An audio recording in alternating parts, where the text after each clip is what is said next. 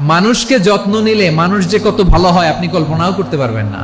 মানুষকে নার্চারিং করলে, মানুষকে পলিশ করলে, মানুষকে গ্রুমিং করলে, মানুষকে সঠিক তারবিয়া দিলে মানুষ অনন্য হয়ে ওঠে। প্রতিটি মানুষ অনন্য।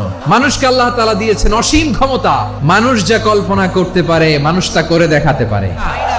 মানুষের কাছে অসাধ্য কিছু নাই মৃত্যু ছাড়া, এক্সেপ্ট ডেথ। তোমার জন্ম হয়েছে জিতার জন্য, বিজয়ের জন্য তোমার জন্ম। মানুষের শুরুটাই হয় বিজয় দিয়ে।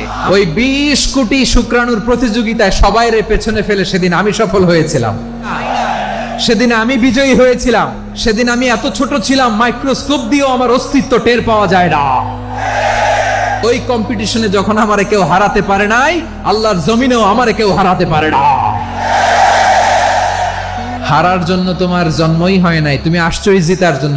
একটা কথা জীবনের সাথে সেট করে নিতে হবে, আমি জিতি নয় শিখি, আমি কখনো হারি না। মা বাবা যারা এসেছেন আপনার ছেলে মেয়ের যত্ন নেন। আপনার ছেলের মধ্যে যে কি পটেনশিয়াল আপনি জানেন না।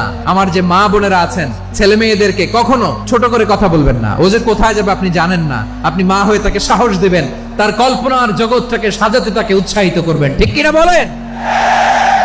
নৈতিকতা, মোরালিটি, ভ্যালিউজ দিয়ে নিজেকে সাজাও, ইসলাম দিয়ে নিজেকে সাজাও। কারণ আগামীর বাংলাদেশ ইসলামের বাংলাদেশ। তাহলে মানুষের চেয়ে সেরা কেউ হতে পারে? মানুষের চেয়ে অনন্য কেউ হতে পারে? মানুষকে কেউ হারাতে পারে?